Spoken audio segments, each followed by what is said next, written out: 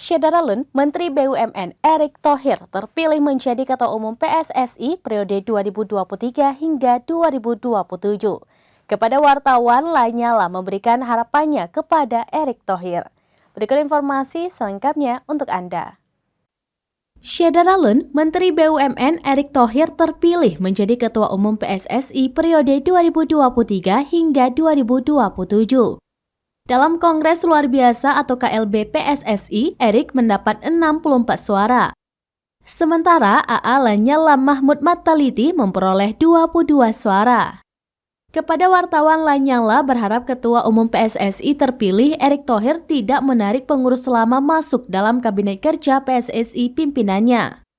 Pasalnya, pengurus lama diketahui merupakan mafia bola. Menurut Ketua DPD Republik Indonesia ini, bila Erick masih melibatkan pengurus lama dalam kabinetnya nanti, Lanyala yakin KLB berikutnya akan kembali digelar. Meski perolehan suaranya kalah dari Erick, Lanyala tetap sportif menerimanya. Lanyala berharap di bawah kepemimpinan Erick, PSSI dapat berkembang lebih baik lagi. Sebelumnya, nama Erick Thohir memang telah diprediksi menjadi sosok terkuat menjadi Ketua Umum PSSI 2023-2027. Ia dinilai sebagai sosok yang bersih dan membawa harapan baru bagi pembenahan sepak bola tanah air. Ini sebabnya nama Erick menjadi yang paling banyak diperbincangkan di media sosial sebagai calon Ketua Umum PSSI 2023-2027 dibandingkan dengan kandidat lainnya.